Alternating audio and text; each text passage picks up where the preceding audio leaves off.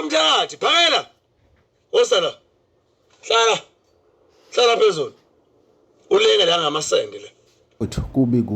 umgibelo insizwa ke dabuke lapha ke endaweni yaKaNongoma ke lapha ke ithumela umlayezo ke ubhekisa ngqo kuphakela umthakathi ke waphinde wakhwela wadilika kuyona ke insizwa ke lapha ke ingoba makhosi ke umfo kaNtombela ke lapha ke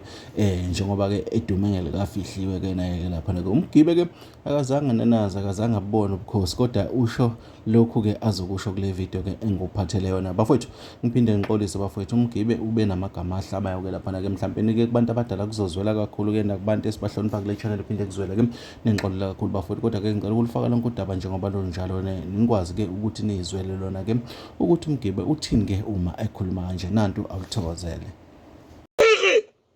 Phaka umthakathi phakela Osala hlala phezulu ulenge la ngamasende le Phaka umthakathi nazi nje imessage yakhe yodwa ngithi ngicela uyekele ukunikeza lezi mbongolo lezinsha lezi ukuyinikeza icontent ngokuthi ubaphendule kuyo yonke imsangano abayishoyo ngicela uyekele ukubanikeza something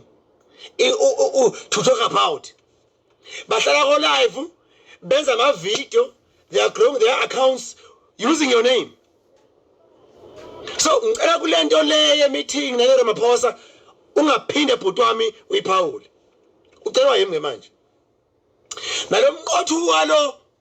wenkosi angazi le masimba enkosi la anophenyane la I'm happy ngoba umhlabe loyo ngani ovosmith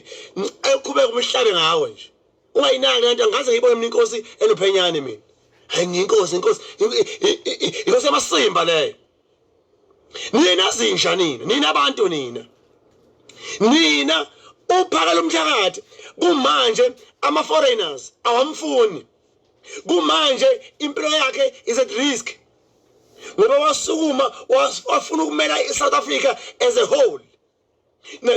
nabantu ayebambisene nabo angaze nimnikeze ama advices kulokho ngoba sekhona okwenzakala manje senisha abantu abangama experts ekumnikezeni usizo phakela ungalali umuntu wala eMzansi ungalali umuntu owehluleka ukuthi asupporte into eneqalayo nino Jacinta nongizwe abahlangene abaphume futhi kuwena bantu seNingizimu Afrika nemgodoyi phumani kuphakela umthakathi mshiyeni kanje ngoba impilo yakhe naneyomndeni wakhe kumanje is at risk because of izwe lenu zinsha kodwa you are busy analyzing him nenzeni what did you do nothing benaziyo idatha lokubewuza nje bewu mgodoyi phakela ngabalaleli lapha bayimiyemu nje bayiminqolo nje ungabalaleli kusho mina ke manje 2 yekela ukubaphendula babekhuluma amasimba abo please don't school out